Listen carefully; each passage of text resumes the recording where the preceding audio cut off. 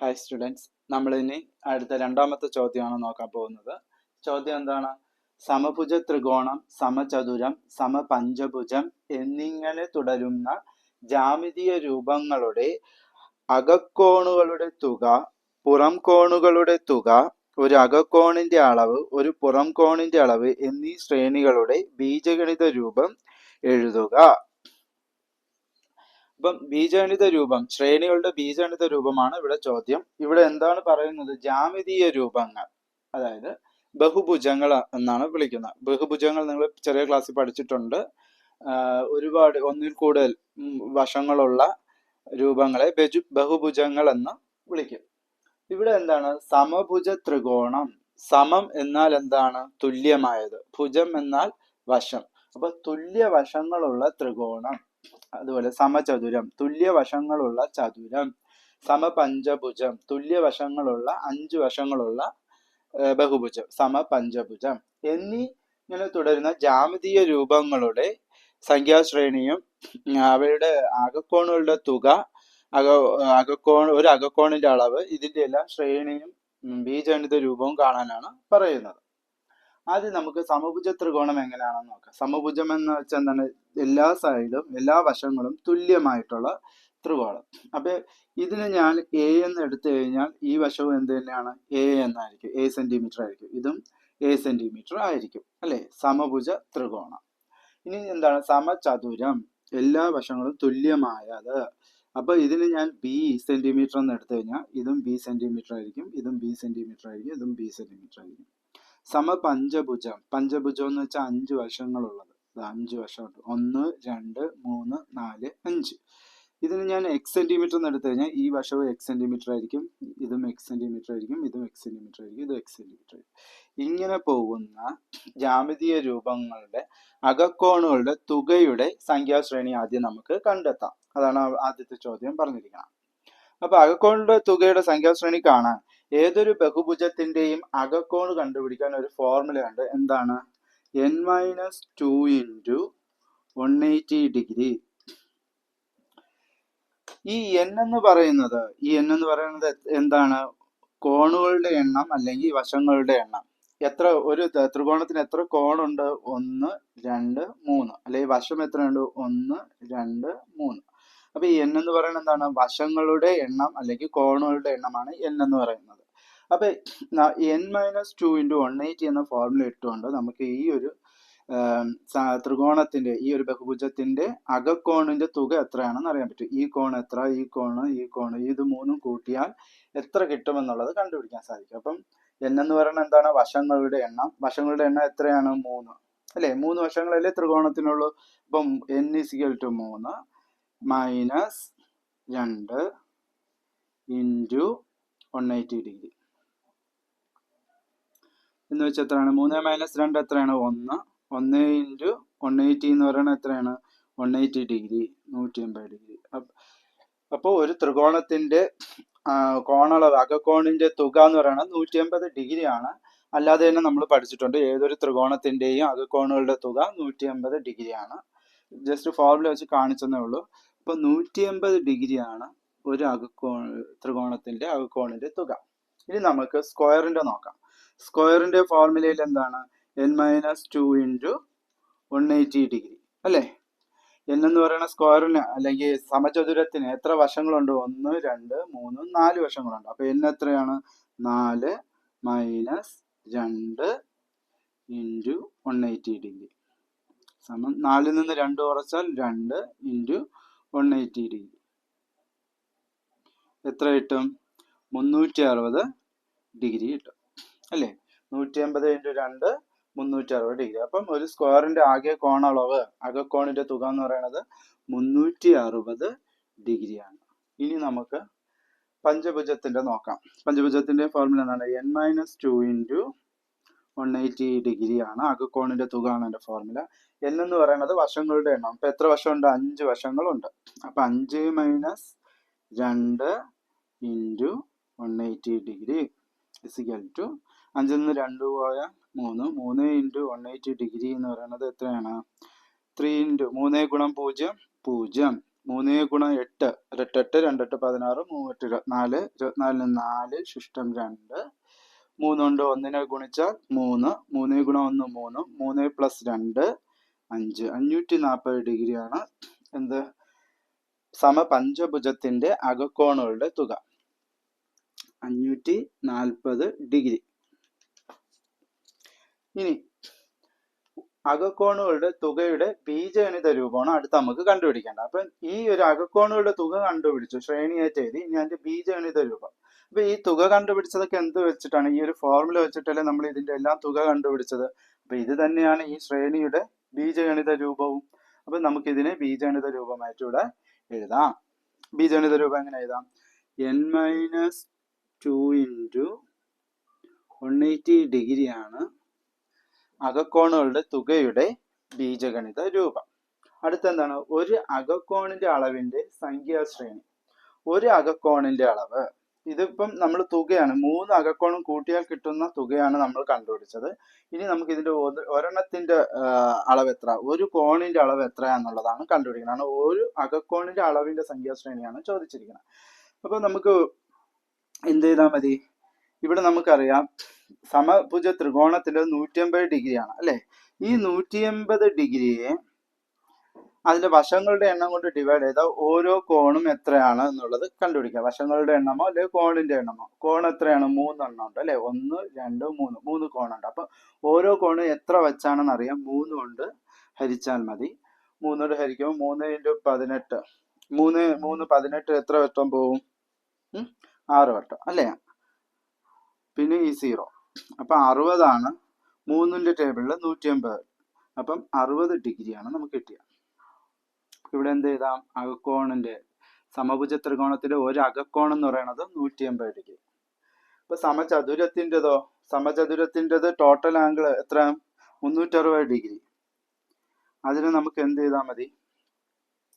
Divide ചെയ്യാം. എത്ര ഉണ്ട്? എത്ര അകക്കോണുണ്ട്? 4. 1 2 3 4. അപ്പൊ 4 അകക്കോണം കൊണ്ട് ഡിവൈഡ് ചെയ്യാം. 4 അകക്കോണം കൊണ്ട് ഡിവൈഡ് ചെയ്താൽ 9 4 36 എന്ന് കിട്ടും. ഇവിടെ 0, ആ 0 എടുത്ത് ഇവിടെ എഴുതി. അപ്പൊ 90 ഡിഗ്രി. അപ്പൊ ഒരു അകക്കോണം എന്ന് പറയുന്നത് എത്രയാണ്? 90 ഡിഗ്രി. ഡിവൈഡ് ചെയ്യാതെ നമുക്ക് അറിയാൻ പറ്റും. കാരണം ഏതൊരു സ്ക്വയറിന്റെ അല്ലെ സമചതുരത്തിന്റെ ഒരു ആംഗിൾ 90 ഡിഗ്രി വെച്ചാണ്. ഓരോ ആംഗിൾ 90 ഡിഗ്രി വെച്ചാണ് ഞാൻ ഡിവൈഡ് ചെയ്ത് കാണിച്ചെന്നേ ഉള്ളൂ. ഇനി നമുക്ക് അറിയേണ്ടത് ഏതാണ്? സമപഞ്ചഭുജത്തിന്റെ ഒരു അകക്കോണം. സമപഞ്ചഭുജത്തിന്റെ ഒരു അകക്കോണം എന്ന് പറയുന്നത് എത്രയാണ്? ടോട്ടൽ ആംഗിൾ എത്രയാണ്? 540. എത്ര ആംഗിളുകളുണ്ട്? എത്ര കോണുണ്ട്? 1 2 3 4 5. അപ്പൊ 5 കൊണ്ട് വേണം ഡിവൈഡ് ചെയ്യാൻ. 540 5 കൊണ്ട് ഡിവൈഡ് ചെയ്താൽ 54 5ന്റെ ടേബിൾ 10 വട്ടം. 10 5 50. 54 50 വട്ടം 50 കിട്ടും. പിന്നെ ബാക്കി എത്ര ഉണ്ട്? 40. 40 5ന്റെ ടേബിൾ 8 വട്ടം. അപ്പൊ 108 ഡിഗ്രിയാണ് ഒരു അകക്കോണിന്റെ അളവ്. ഇതിങ്ങനെ പോയിക്കൊണ്ടേയിരിക്കും. അപ്പൊ ഓരോ അകക്കോണിന്റെയും സംഖ്യാശ്രേണി, ഓരോ ജ്യാമിതീയ രൂപത്തിന്റെ ഒരു അകക്കോണിന്റെ സംഖ്യാശ്രേണി നമ്മൾ എഴുതി. ഇനി ഈ അകക്കോണിന്റെ അളവിന്റെ ബീജഗണിത രൂപമാണ് കണ്ടുപിടിക്കേണ്ടത്. ബീജഗണിത രൂപം നമുക്കറിയാം. തുകയുടെ ബീജഗണിത രൂപം എന്താണ്? n-2 × 180 ഡിഗ്രിയാണ്. അപ്പൊ ഒരു അകക്കോൺ കണ്ടുപിടിക്കാൻ ചെയ്തു ഈ രീതി നമ്മൾ കണ്ടുപിടിച്ച ഈ ആൻസറിനെ അതിലെ കോണിന്റെ എണ്ണം കൊണ്ട് ഡിവൈഡ് ചെയ്തു അല്ലെ. തുകയെ നമ്മൾ കോണിന്റെ എണ്ണം കൊണ്ട് ഡിവൈഡ് ചെയ്തു. ഈ തുകയെ നമ്മൾ കോണിന്റെ എണ്ണം കൊണ്ട് ഡിവൈഡ് ചെയ്തു. അപ്പൊ തുക എന്ന് പറയുന്നത് ഈ ഫോർമുലയാണ്. കോണുകളുടെ എണ്ണം അല്ലെ വശങ്ങളുടെ എണ്ണം എന്ന് പറയുന്നത് n ആണ്. അപ്പൊ ഡിവൈഡഡ് ബൈ 4, അതായത് വശങ്ങളുടെ എണ്ണമാകുന്ന ഈ n ആണ് 3. അതാണ് നമ്മൾ ഇവിടെ ഡിവൈഡ് ചെയ്തത്. ഇവിടുത്തെ n വന്നിട്ട് 4, അതാണ് ഇവിടെ ഡിവൈഡ് ചെയ്തത്. ഇവിടുത്തെ n എന്ന് പറയുന്നത് 5, അതാണ് ഇവിടെ നമ്മൾ ഡിവൈഡ് ചെയ്തത്. അപ്പൊ ഈ n കൊണ്ട് നമ്മൾ ഡിവൈഡ് ചെയ്താൽ മതി ഓരോ അകക്കോണും കിട്ടാൻ. തുകയെ ആ n കൊണ്ട് ഈ അകക്കോണിന്റെ എണ്ണം കൊണ്ട് ഡിവൈഡ് ചെയ്താൽ ആ ഒരു അകക്കോണ് എത്ര എന്നുള്ളത് നമുക്ക് കണ്ടുപിടിക്കാൻ സാധിക്കും. അപ്പൊ ഡിവൈഡഡ് ബൈ n അല്ലെ. അകക്കോണിന്റെ തുകയെ അതിന്റെ എണ്ണം കൊണ്ട് അകക്കോണിന്റെ എണ്ണം കൊണ്ട് ഡിവൈഡ് ചെയ്ത് കഴിഞ്ഞാൽ ഓരോ അകക്കോണും എത്രയാണെന്നുള്ളത് നമുക്ക് കണ്ടുപിടിക്കാൻ സാധിക്കും. അപ്പൊ ഡിവൈഡഡ് ബൈ n ചെയ്താൽ മതി. അപ്പൊ ഇതാണ് നമ്മുടെ ബീജഗണിത രൂപം അല്ലെ. ഒരു അകക്കോണ് കണ്ടുപിടിക്കേണ്ട ബീജഗണിത രൂപം എങ്ങനെയാണ്? n-2 × 180 ഡിവൈഡഡ് ബൈ n ആണ് ഒരു അകക്കോണ് കണ്ടുപിടിക്കേണ്ട ബീജഗണിത രൂപം.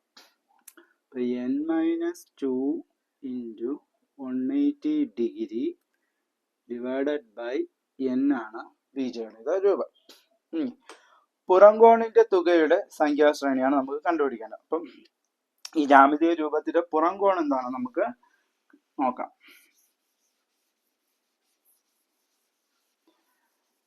പുറംകോണ് നോക്കും മുന്നേ നമുക്ക് രേഖീയ ജോഡി കോണുകൾ എന്താണെന്ന് ഒന്ന് മനസ്സിലാക്കാം. ഞാനിവിടെ ഒരു ലൈൻ വരച്ചു, ഒരു രേഖ വരച്ചു. ഈ രേഖയെ ഇങ്ങനെ ഒരു രേഖ, വേറൊരു രേഖ വരച്ചു. അപ്പൊ ഇവിടെ രണ്ട് കോണുകൾ രൂപപ്പെട്ടു അല്ലെ, രണ്ട് കോണുകൾ രൂപപ്പെട്ടു. ഞാൻ ഈ രേഖയെ ഇങ്ങനെ മുറിച്ചാലോ അതൊരു അർദ്ധവൃത്തമായി അല്ലെ, ഒരു വൃത്തത്തിന്റെ പകുതിയായി, ഒരു വൃത്തത്തിന്റെ പകുതി അർദ്ധവൃത്തം എന്നാണ് നമ്മൾ വിളിക്കുന്നത്. ഇങ്ങനെ വരച്ചാലോ അതൊരു പൂർണ്ണവൃത്തമായി. പൂർണ്ണവൃത്തത്തിന്റെ ആകെ കോണളവ് എന്ന് പറയുന്നത് 360 ഡിഗ്രിയാണ് അല്ലെ. ഇവിടെ നിന്ന് 0 ഡിഗ്രി എടുത്തു കഴിഞ്ഞാൽ ഇങ്ങനെ 1 ഡിഗ്രി 2 ഡിഗ്രി 3 ഡിഗ്രി ഇങ്ങനെ പോയി ഇങ്ങനെ എത്തുമ്പോഴത്തേക്ക് അത് എത്രയാവും, 360 ഡിഗ്രി വരെ ആവും. അപ്പൊ ഒരു വൃത്തത്തിന് ആകെ കോണളവ് എന്ന് പറയുന്നത് 360 ഡിഗ്രിയാണ്. അത് മനസ്സിലായല്ലോ. ഞാൻ ഇതിന് അർദ്ധവൃത്തമാക്കിയാണ്, പകുതിയാക്കിയാണ്. അപ്പൊ അർദ്ധവൃത്തം, ഒരു വൃത്തം മുഴുവനായിട്ട് എത്രയാണ്, 360 ഡിഗ്രി. അപ്പൊ പകുതി ആവുമ്പോ അതിന്റെ കോണളവ് എത്രയായിരിക്കും, 360ന്റെ പകുതി ആയിരിക്കും. 360ന്റെ പകുതി എന്ന് പറയുന്നത് എത്രയാണ്, 180 ഡിഗ്രിയാണ്. അപ്പൊ ഒരു അർദ്ധവൃത്തം എന്ന് പറയുന്നത് എത്ര ഡിഗ്രിയാണ്, 180 ഡിഗ്രിയാണ്. അപ്പൊ ഈ ഒരു നമ്മൾ ഇതിനെ ഇങ്ങനെ മായ്ച്ചാലും ഇതൊരു അർദ്ധവൃത്തത്തിന്റെ കോണാണ് അല്ലെ. ഒരു രേഖ പോകുമ്പോൾ രേഖ നമ്മളിങ്ങനെ വരച്ചാൽ അത് ഒരു അർദ്ധവൃത്തമായിട്ടാണ് മാറുന്നത്. അപ്പം ഈ കോണും അപ്പൊ എത്ര തന്നെ ആയിരിക്കും, 180 ഡിഗ്രി ആയിരിക്കും. കാരണം ഒരു അർദ്ധവൃത്തത്തിന് ആകെ കോണളവ് എന്ന് പറയുന്നത് 180 ഡിഗ്രിയാണ്. അപ്പൊ ഒരു രേഖ വരച്ചിട്ട് ഇങ്ങനെ ഒരു കോൺ എടുത്തു കഴിഞ്ഞാൽ ഈ കോണും എത്രയായിരിക്കും, ടോട്ടല് 180 ഡിഗ്രി ആയിരിക്കും. അതായത് ഇത് x ഡിഗ്രി എന്ന് ഞാൻ എടുക്കുന്നു, ഇത് y ഡിഗ്രി എന്ന് ഞാൻ എടുത്തു കഴിഞ്ഞാൽ ഈ s ഡിഗ്രി y ഡിഗ്രിയും കൂട്ടിയാൽ s ഡിഗ്രി അധികം y ഡിഗ്രി സമം 180 ഡിഗ്രി ആയിരിക്കും. അങ്ങനെയാണെങ്കിൽ ഞാൻ ഇവിടെ 40 ഡിഗ്രി ആണ് എന്ന് വെച്ചോ. ഇവിടെ എത്രയാണെന്ന് അറിയാൻ എന്ത് ചെയ്താൽ മതി, 180 ഡിഗ്രിയിൽ നിന്ന് ഈ 40 ഡിഗ്രി കുറച്ചാൽ മതി. ഇപ്പൊ 140 ഡിഗ്രി ആയിരിക്കും ഇവിടത്തെ കോണളവ്. അപ്പം രണ്ട് കോണുകൾ കൂട്ടുമ്പോൾ, ഒരു രേഖയിലെ രണ്ട് കോണുകൾ കൂട്ടുമ്പോൾ 180 ഡിഗ്രി കിട്ടുന്നുവെങ്കിൽ ആ കോണുകളെ രേഖീയ ജോഡി കോണുകൾ എന്ന് വിളിക്കും. അപ്പൊ ഈ രണ്ട് കോണുകൾ എന്ത് കോണുകളാണ്, രേഖീയ ജോഡി കോണുകളാണ്. ഇതാണ് രേഖീയ ജോഡി കോണുകൾ എന്ന് പറയുന്നത്. അപ്പം ഒരു രേഖയിൽ ബന്ധപ്പെടുന്ന രണ്ട് കോണുകളുടെ തുക എപ്പോഴും 180 ഡിഗ്രി ആയിരിക്കും. ആ കോണുകളെ എന്തെന്ന് വിളിക്കും, രേഖീയ ജോഡി കോണുകൾ എന്ന് വിളിക്കും. ഇപ്പൊ രേഖീയ ജോഡി കോണുകൾ മനസ്സിലായെന്ന് വിചാരിക്കുന്നു. നമുക്ക് ഇനി പുറം കോണുകളുടെ തുക ആണ് കണ്ടുപിടിക്കേണ്ടത്. അപ്പൊ അത് പുറം കോണുകൾ എന്താണെന്ന് നോക്കാം. ഞാൻ ആദ്യം സമഭുജ ത്രികോണം എടുക്കുകയാണ്. ഒരു അകക്കോണ് എന്ന് പറയണത് കിട്ടി, എത്രയാണ്, 60 ഡിഗ്രി. ഇവിടെ എത്രയാണ്, 60 ഡിഗ്രി, ഇവിടെ 60 ഡിഗ്രി. എല്ലാം 60 ഡിഗ്രി ആവാൻ കാരണം എന്താണ്, ഇത് സമഭുജ ത്രികോണമായ, സമഭുജ ത്രികോണത്തിന്റെ ആംഗിൾ എല്ലാം തുല്യമായിരിക്കും. ഇനി പുറം കോണം എന്ന് പറയുന്നത് ഇങ്ങനെ ഇതാ, ഇതിനെയാണ് നമ്മൾ പുറം കോണം എന്ന് പറയുന്നത്. അതായത് ആ ബഹുഭുജത്തിലൂടെ കടന്നു പോകുന്ന രേഖ മുന്നോട്ട് കടന്നു പോകുമ്പോൾ ഉള്ള ആ കോണിനെയാണ് നമ്മൾ എന്തെന്ന് വിളിക്കുന്നത്, പുറം കോണം എന്ന് പറയുന്നത്. അങ്ങനെയാണെങ്കിൽ എത്ര പുറം കോണം കാണും, ഇതിന് 3 കാണും. ഇവിടെ ഒരു പുറം കോണുണ്ട്, ഇവിടെ ഒരു പുറം കോണുണ്ട്. അങ്ങനെ 3 പുറം കോണുകളാണ് ഒരു സമഭുജ ത്രികോണത്തിന് ഉള്ളത്. എത്ര അകക്കോണുണ്ടോ അത്രയും പുറം കോണും ഉണ്ടായിരിക്കും. ഇവിടെ നോക്കൂ, ഈ രേഖയിലൂടെ കടന്നു പോകുന്ന ഒരു ആംഗിൾ, രണ്ട് ആംഗിൾ അല്ലേ ഇത്, കോണുകളല്ലേ ഇത്. അപ്പൊ ഇതൊരു രേഖീയ ജോഡി കോണല്ലേ, ഒരു രേഖയിലൂടെ കടന്നു പോകണം. അപ്പൊ രേഖീയ ജോഡി കോണാണെങ്കിൽ ഇവ തമ്മിലുള്ള തുക എപ്പോഴും എത്രയായിരിക്കണം, 180 ഡിഗ്രി ആയിരിക്കണം. അപ്പൊ ഇത് നമുക്ക് 60 എന്നറിയാം. അപ്പൊ ഈ ആംഗിൾ അറിയണമെങ്കിൽ എന്ത് ചെയ്താൽ മതി, 180 ഡിഗ്രിയിൽ നിന്ന് ഈ 60 കുറച്ചാൽ നമുക്ക് എന്ത് കിട്ടും, ഈ പുറം കോൺ എത്ര, ഒരു പുറം കോൺ എത്ര എന്നുള്ളത് കിട്ടും. അപ്പൊ ഞാൻ ഇവിടെ എന്ത് ചെയ്യുന്നു, 180 ഡിഗ്രി മൈനസ് 60 ഡിഗ്രി, ഈ 60 ഡിഗ്രി 180 നിന്ന് കുറയ്ക്കുമ്പോൾ എത്ര കിട്ടും, 120 ഡിഗ്രി കിട്ടും. അപ്പൊ ഈ ആംഗിൾ എത്രയാണ്, 120 ഡിഗ്രി. പിന്നെ ഇവിടെ 60 ആണ്, അതുകൊണ്ട് നമുക്ക് ഇതുപോലെ മൈനസ് ചെയ്യേണ്ട ആവശ്യമില്ല. 120 ഡിഗ്രിയാണ് ഇവിടെയുള്ളത്. ഇവിടെ എത്രയാണ്, 120 ഡിഗ്രിയാണ് ഉള്ളത്. അപ്പം നമ്മളോട് ഇവിടെ കാണാൻ പറഞ്ഞിരിക്കുന്ന പുറം കോണിന്റെ തുകയുടെ സംഖ്യാശ്രേണി. പുറം കോണിന്റെ തുക എന്ന് വെച്ചാൽ എല്ലാ പുറം കോണും കൂട്ടണം എങ്കിലേ അതിന്റെ തുക കിട്ടത്തുള്ളൂ. അപ്പൊ ഇവിടുത്തെ പുറം കോണം 120 ഡിഗ്രി, 120 അധികം 120, ഈ 120 കൂടെ കൂട്ടണം. 120 കൂടെ കൂട്ടിയാൽ കിട്ടുന്ന ആൻസർ എത്രയാണ്? 360 ഡിഗ്രി. മനസ്സിലായല്ലോ?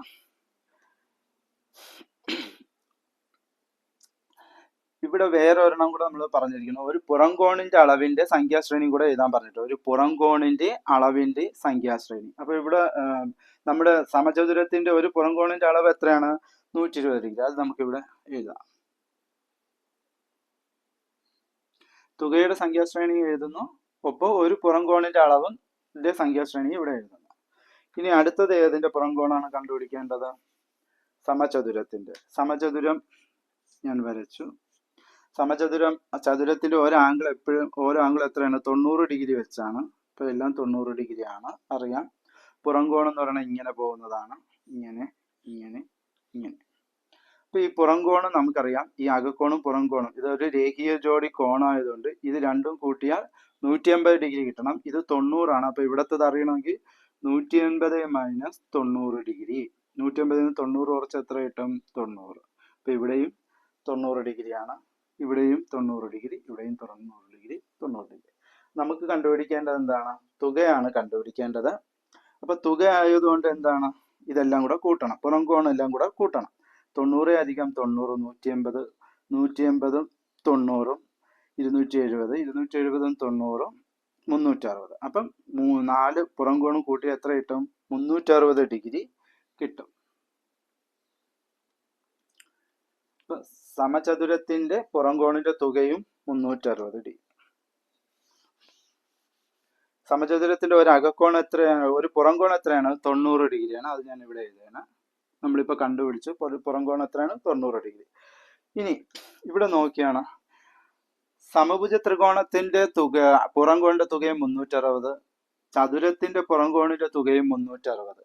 ഇതിൽ നിന്ന് ഒരു കാര്യം മനസ്സിലാക്കുക, ഏതൊരു ബഹുഭുജത്തിന്റെയും പുറം കോണിന്റെ തുക 360 ആയിരിക്കും. അതൊരു കോൺസ്റ്റന്റ് ആണ്, സ്ഥിരാങ്കമാണ്, അത് മാറ്റമില്ലാത്തതാണ്. അതുകൊണ്ട് നമുക്ക് വീണ്ടും പഞ്ചഭുജം വരച്ച് എല്ലാ പുറം കോണും കൂട്ടി നോക്കേണ്ട ആവശ്യമില്ല. കാരണം കൂട്ടി നോക്കിയാൽ എത്ര തന്നെയാണ് കിട്ടുന്നത്? 360 ഡിഗ്രി തന്നെയാണ് കിട്ടുന്നത്. അപ്പം ഏതൊരു ബഹുഭുജത്തിന്റെയും പുറം കോണിന്റെ തുക 360 ഡിഗ്രി ആയിരിക്കും.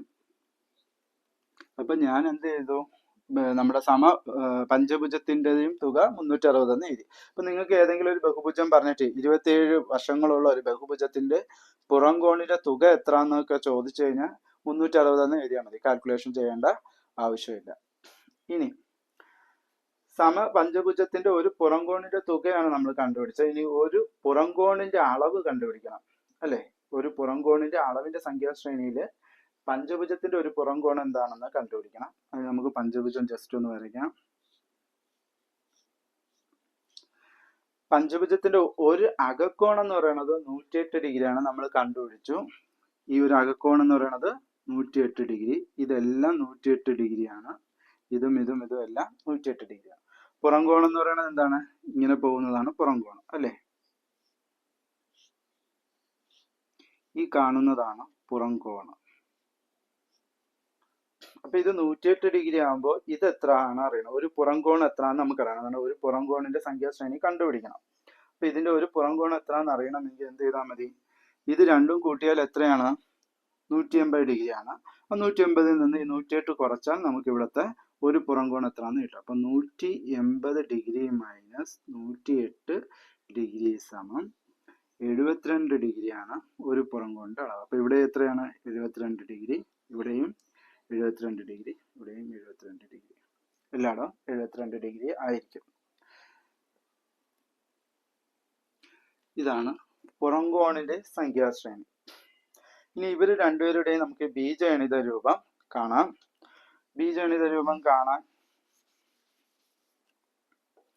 ഇവിടെ എന്താണ്? എല്ലാം കോൺസ്റ്റന്റ് ആയിട്ടാണ് പോകുന്നത്, അല്ലെ? 360 തന്നെയാണ് പോകുന്നത്. അപ്പൊ അതിന്റെ ബീജഗണിത രൂപവും 360 ആയിരിക്കും. കാരണം ഇനി ഷഡ്ഭുജം, ഷഡ്ഭുജത്തിന്റെ പുറം കോണിന്റെ തുക ചോദിച്ചാൽ നമ്മൾ 360 തന്നെ എഴുതും. 28 വശങ്ങളുള്ള ഒരു ബഹുഭുജത്തിന്റെ പുറം കോണിന്റെ തുക ചോദിച്ചാൽ നമ്മൾ 360 തന്നെയാണ് എഴുതുന്നത്. കാരണം ഏതൊരു ബഹുഭുജത്തിന്റെയും പുറംകോണിന്റെ തുക 360 ആയിരിക്കും. അപ്പൊ അതിന്റെ ബീജഗണിത രൂപം എന്ത് തന്നെയാണ്? 360 അത് തന്നെയാണ് അതിന്റെ ബീജഗണിത രൂപം. ഇനി പുറംകോണിന്റെ അളവിന്റെ സംഖ്യാശ്രേണി എഴുതി ഇനി അതിന്റെ ബീജഗണിത രൂപം നമുക്ക് കണ്ടുപിടിക്കാം. ഞാൻ നിങ്ങൾക്ക് പറഞ്ഞല്ലോ, ഇത് നമ്മുടെ ഇതിന്റെ വന്നിട്ട് 60 ആണെന്ന് ഞാൻ പറഞ്ഞായിരുന്നു. ഇവിടെ വന്നിട്ട് 120 ഡിഗ്രി. 120 ഡിഗ്രി കിട്ടിയത് എങ്ങനെയാണ്? 180 നിന്ന് 60 കുറച്ചത് കൊണ്ട് 120 ഡിഗ്രി കിട്ടി. ഇങ്ങനെ അല്ലാതെയും നമുക്ക് ഇവിടെ, അതായത് 180 നിന്ന് 60 ഡിഗ്രി കുറയ്ക്കാതെയും നമുക്ക് ഈ പുറംകോണം എത്രയാണ്, ഓരോ പുറംകോണം എത്ര വെച്ചാണെന്നുള്ളത് കണ്ടുപിടിക്കാൻ പറ്റും. നമുക്കറിയാം ഇതിന്റെ തുക എന്ന് പറയുന്നത് 360 ഡിഗ്രിയാണ് അല്ലെ? എത്ര പുറംകോണുണ്ട്? 1, 2, 3 പുറംകോണുണ്ട്. അപ്പൊ നമുക്ക് ഈ 360 ഒന്ന് 3 കൊണ്ട് ഹരിച്ചു നോക്കാം. 3 കൊണ്ട് ഹരിക്കുമ്പോൾ ഇവിടെ 3 ടേബിൾ ഒരു വട്ടം, ഇവിടെ 2 വട്ടം, 0, 120 ഡിഗ്രി ഉണ്ടോ? അപ്പൊ നമ്മൾ 180 നിന്ന് 60 കുറച്ചാലും 120 ഡിഗ്രി കിട്ടും. ആകെ തുക, പുറംകോണിന്റെ ആകെ തുകയിൽ നിന്ന് 3 കൊണ്ട് ഹരിച്ചാലും 120 ഡിഗ്രി കിട്ടും. അതുപോലെ ഇതിൻ്റെതും 360 ഡിഗ്രിയിൽ നിന്ന് കോണിന്റെ എണ്ണം എത്ര? 1, 2, 3, 4. അപ്പൊ 4 പുറംകോണുണ്ട്. അപ്പൊ 4 കൊണ്ടൊന്ന് ഹരിച്ചു നോക്കാം. എത്ര കിട്ടും? 9, 4, 36. ഈ 0 വരെ. അപ്പൊ 90 ഡിഗ്രി. അപ്പൊ ഒരു പുറംകോണം എത്ര എന്നുള്ളത് കണ്ടുപിടിച്ചു. പഞ്ചഭുജത്തിൻ്റെതും ആകെ കോണളവ് എന്ന് പറയുന്നത് എത്രയാണ്? 540 ആണ്. അല്ല, പുറംകോണിന്റെ അളവ് എന്ന് പറയുന്നത് 360 ആണ്.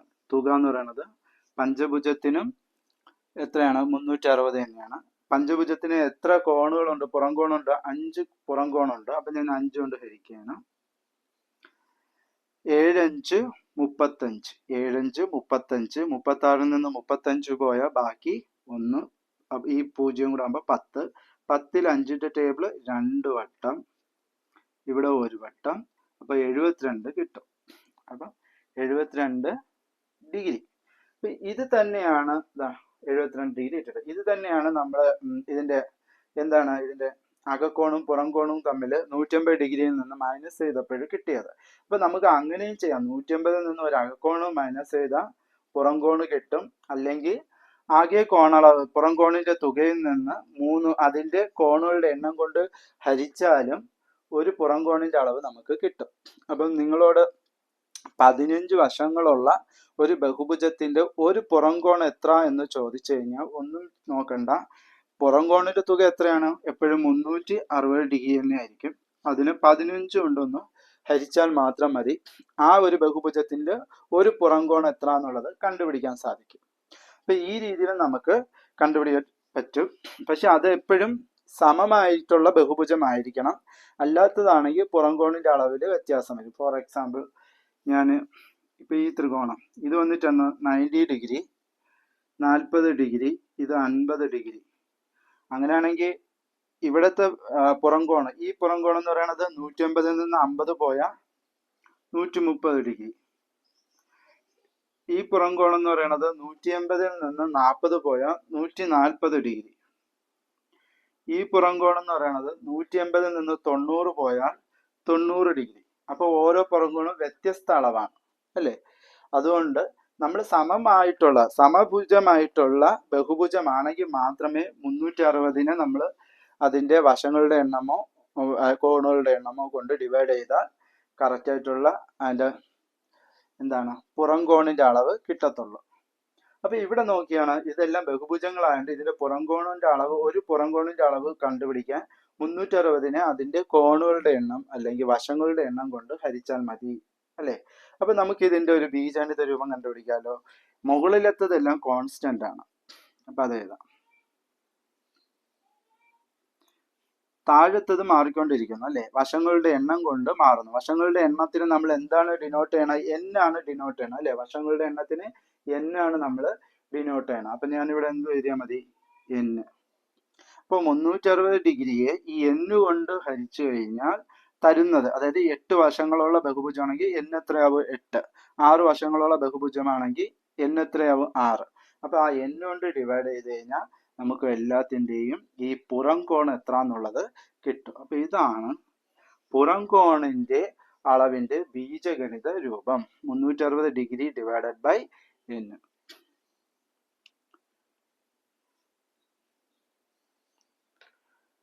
ക്ലിയർ ആയെന്ന് വിചാരിക്കുന്നു. ഇത്രയേ ഉള്ളൂ ഈ ഒരു ക്വസ്റ്റ്യന്റെ ആൻസർ. എളുപ്പമാണ് ബീജഗണിത രൂപം കാണാനും സംഖ്യാ ശ്രേണി കാണാനും. നിങ്ങൾക്ക് മനസ്സിലായി കാണുമെന്ന് വിചാരിക്കുന്നു. Thank you.